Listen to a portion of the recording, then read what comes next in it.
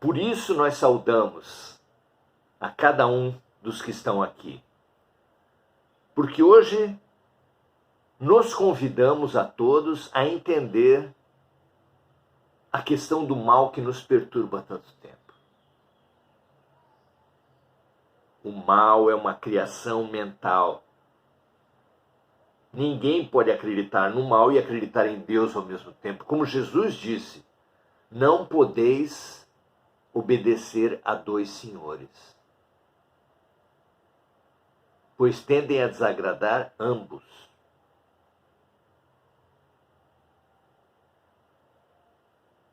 Crianças contrariadas acham que os pais, os educadores, são maus,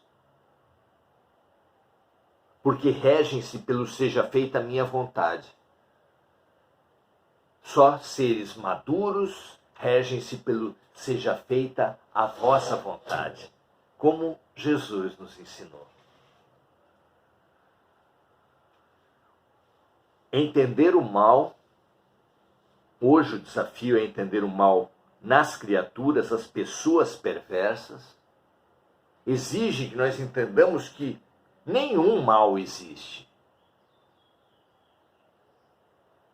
Que o remédio amargo, prescrito por um médico perfeito, como é o caso de Deus, só pode ser o melhor para as nossas vidas. A lição difícil, prescrita pelo sublime educador,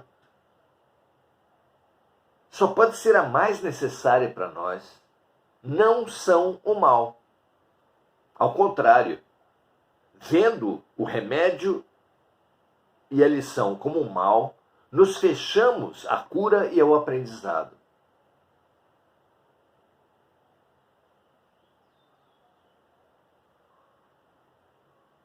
Descrer. Crer no mal é alimentá-lo, fortalecê-lo, como o nosso cachorro.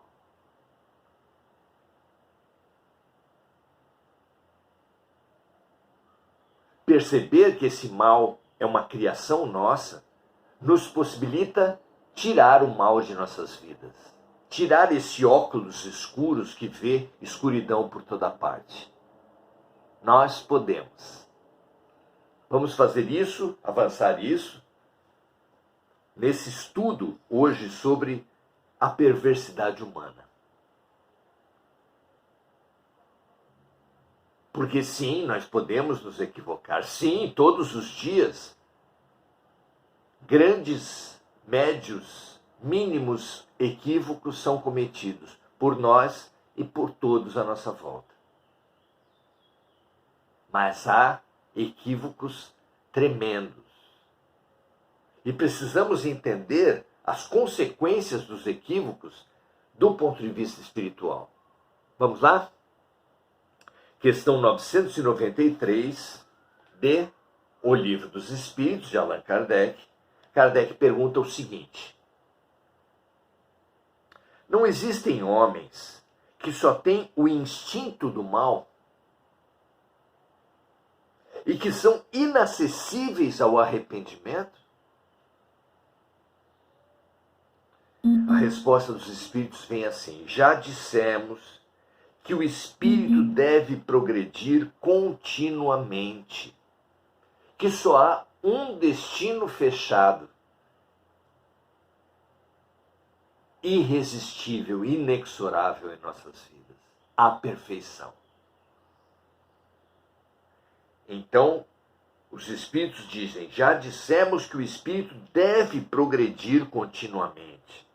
Aquele que nesta vida tem apenas o instinto do mal, aparenta ser completamente do mal, numa outra existência terá o do bem. Como uma criança que pega num momento que explicita sua ignorância, não destrói a realidade de que um dia ela irá aprender.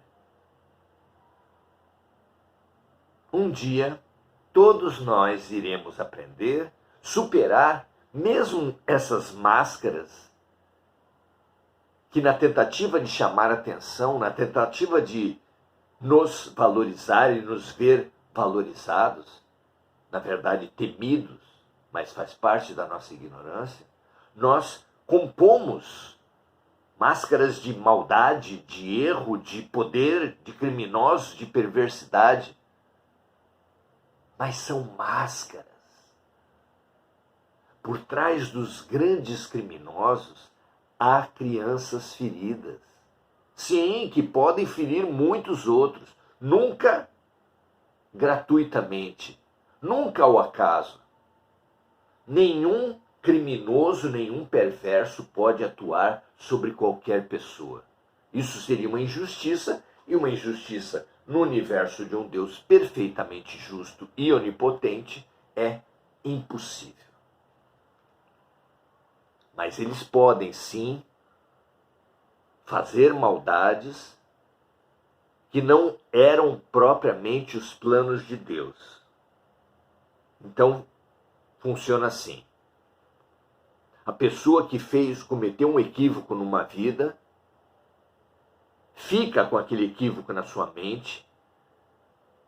A sua mente, como diretora do seu corpo espiritual, deforma o seu corpo espiritual. Esse corpo espiritual deformado deforma o seu corpo físico, fazendo com que crianças venham com doenças congênitas terríveis. Todos responderemos pelos nossos atos, mas não como punição, porque na resposta por esses atos é que está a matriz da transformação, do aprendizado, da evolução. Então, aqueles que são pegos no momento de delírio, de euforia, de onipotência, propagando suas valentias, seus poderes pretensos, suas maldades terríveis,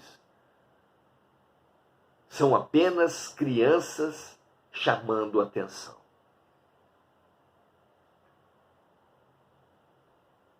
Que não podem fazer nada conosco, exceto tirar nossos corpos, se fizer sentido para a nossa evolução espiritual.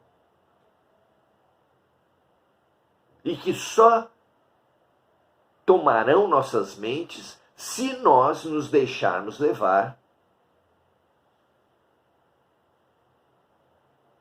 pelas crenças em seres perversos, em seres votados ao mal, em seres poderosíssimos que estão prontos para nos devorar.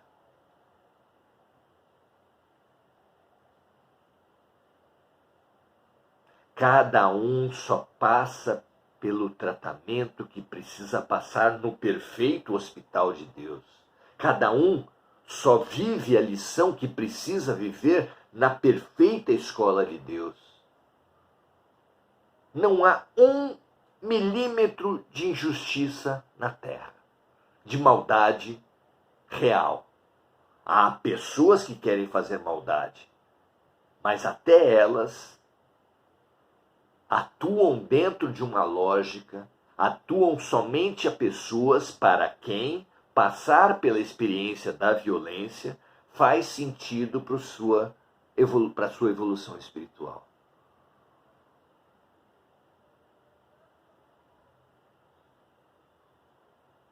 Então os perversos não podem fazer o que quiser.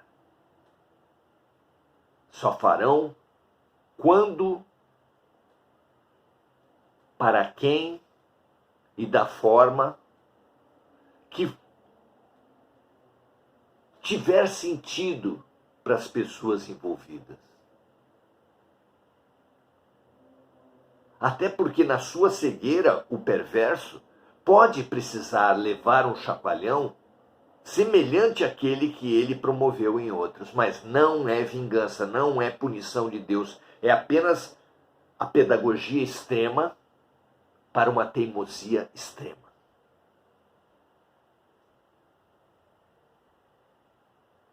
Que isso possa estar ao alcance de nossas reflexões, veja se isso faz sentido, pesquise na vida comum.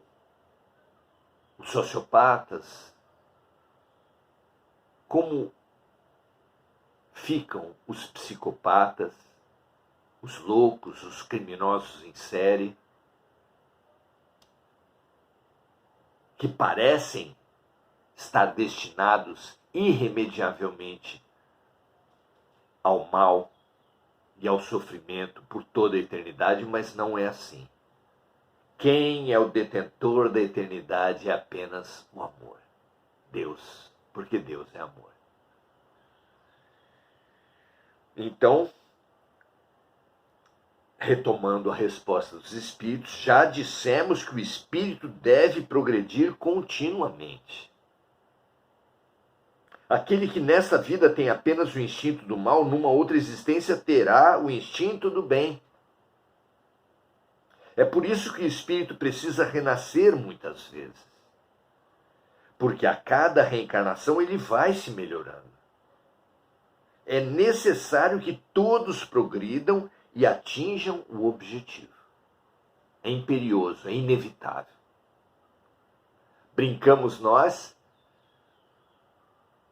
que se a evolução pudesse ser comparada a irmos até a cidade vizinha, que fica ao norte da nossa cidade, poderíamos, é da nossa liberdade, fazer o caminho do sul, que nos obrigará a distâncias enormes, a dar a volta a toda a Terra, mas dando a volta a toda a Terra, indo para o sul, chegaremos à nossa cidade do norte. É da nossa liberdade escolher o caminho mais longo, mais duro, mais sofrido. Mas, inevitavelmente, todos nós chegaremos lá.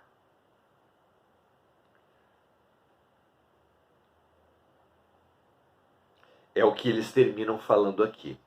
Uns atingem o objetivo num tempo mais curto. Outros demoram um pouco mais, de acordo com a sua vontade, de acordo com a sua liberdade. Aquele que tem apenas o instinto do bem já está purificado, porque talvez tenha tido o do mal numa existência anterior. É que nós, imediatistas, nós não concebendo, não nos abrindo à realidade das vidas sucessivas, vemos pessoas, almas muito luminosas, e supomos que eles são privilegiados de Deus por terem sido criados assim, são os anjos, arcanjos, querubins, serafins da teologia tradicional. Assim como vemos aqueles praticantes do mal, como os demônios, os diabos, também apresentados assim pela teologia tradicional, mas é apenas uma incapacidade de abarcar períodos maiores de tempo. Se ampliássemos um pouco a nossa ação, veríamos, como eles dizem aqui, que aquele que é muito bom agora já foi muito mal, já errou. Todo aluno que apresenta um acerto no processo de aprendizado já errou. Porque errar é parte do acertar. Ninguém aprende sem errar. Ninguém. Assim como todos aqueles que erram hoje, ainda que no seu tempo, ainda que às vezes de forma sofrida, um dia todos eles acertarão. Pergunta 994. O homem perverso que não reconheceu suas faltas durante a vida, sempre as reconhece depois da morte? A resposta dos espíritos é a seguinte: sim, sempre as reconhece. E então sofre ainda mais, porque sente em si todo o mal que praticou ou que ajudou a praticar. Entretanto, o arrependimento nem sempre é imediato. Então, todos têm a consciência. A consciência de todas as pessoas apontam, sinalizam, esclarecem o mal. Todos têm acesso a essa consciência, mas alguns tentam sufocá-las, sufocar a consciência.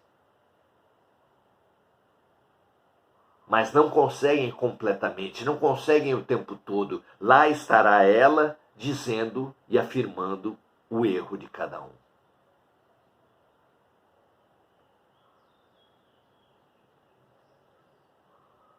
Ele pode disfarçar, fugir, alienar-se, praticar mais males para tentar encobrir essa voz profunda, amorosa, a presença de Deus em todos nós.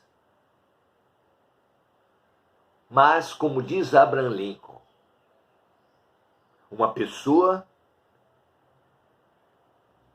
pode enganar poucas pessoas por muito tempo. Alguém pode também enganar muitas pessoas por pouco tempo, mas ninguém poderá enganar todo mundo por todo o tempo. Então o papel do perverso se sustenta por pouco tempo e se sustenta não em todas as mentes, mas naquelas que cultivarem a crença no mal. Com o tempo, tanto a consciência daqueles que veem os malvados vai se expandir e vai ver esse destino inexorável para o aprendizado, para o crescimento e para a cura de todos, quanto os próprios doentes mais teimosos, que num primeiro momento se supunha serem votados ao mal, como demônios, vão se recuperar. Acho linda a passagem de um resgate nas obras de André Luiz e Chico Xavier. O que é o resgate? As regiões mais tenebrosas do universo, do plano espiritual, porque há regiões muito tenebrosas, nunca ficam desassistidas, sempre há um espião, um agente do bem em todas as paragens. E o que eles fazem nessas regiões verdadeiramente infernais? Eles observam o coração de cada um que está lá. Para quê? Para que quando esse coração mostrar mínimos sinais de arrependimento, ele se comunica com os postos de socorro e são enviadas missões de resgate. Isso é o resgate. Todo aquele que mostrar mínimos, embora consistentes, sinais de arrependimento, abrem uma grande porta de aprendizado e de cura. Deus nunca desiste de nós.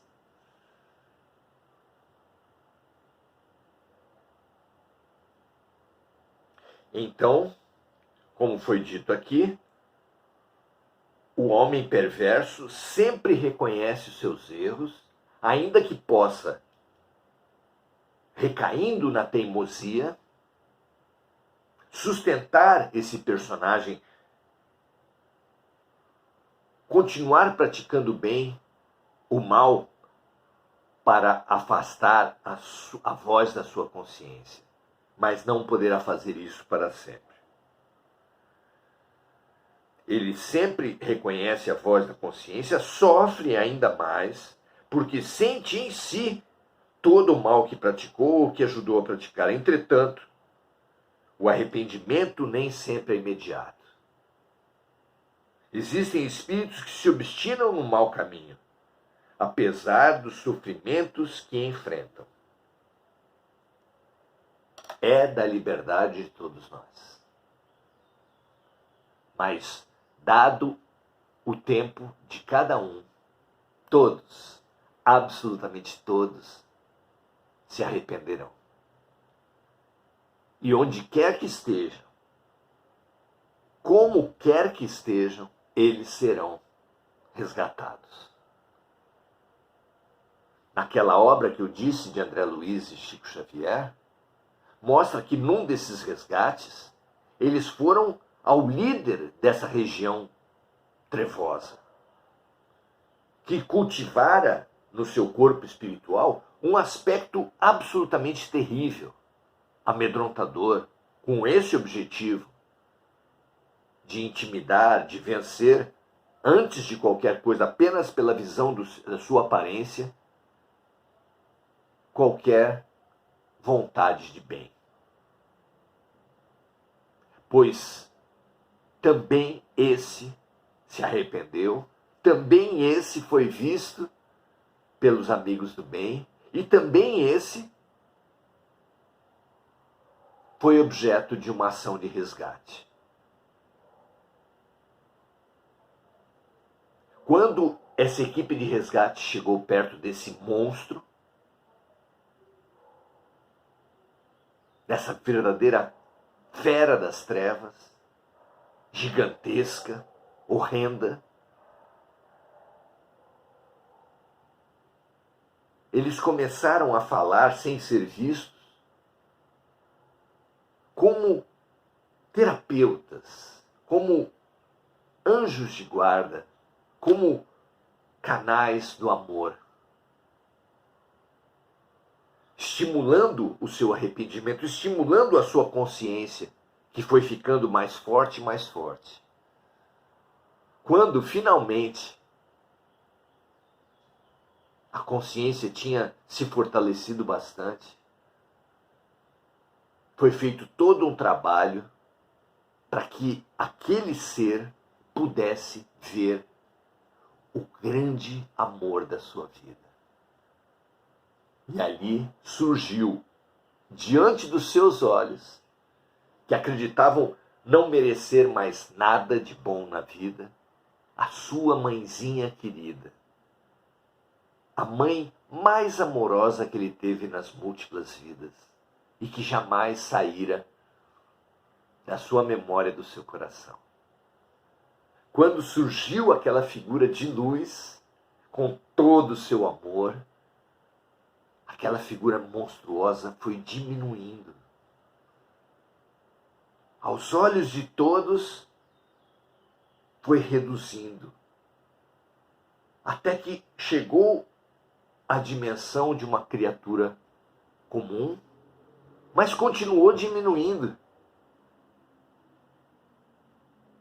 E reduziu-se, até se transformar num bebê. Que aquela presença de luz da mãe recolheu, acolheu, limpou, abraçou e resgatou.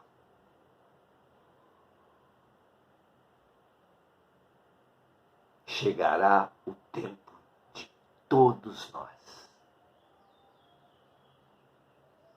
Ninguém pode mentir para si mesmo para toda a eternidade. E essa certeza nos nutra a alma. Porque como na parábola do filho pródigo, quando o filho ingrato despontou na curva da estrada, o pai percebeu. Porque ali, olhar a curva da estrada foi o sentido da vida daquele pai. E correu. E reconheceu naquele mendigo o seu filho. E mandou trazer sandálias novas, roupas limpas e um anel de família. E mandou fazer uma festa para ele. Porque o seu filho foi resgatado. Seu filho que estava perdido foi reencontrado. Absolutamente todos os filhos pródigos retornarão à casa do Pai. Que essa certeza nutra nossas almas. paz e bem a todos. E amanhã teremos nosso primeiro encontro na releitura do fabuloso livro O Profeta, de Gibran Khalil Gibran. Você é nosso convidado. Venha conosco. Será um prazer fazermos esse estudo juntos. Até a próxima.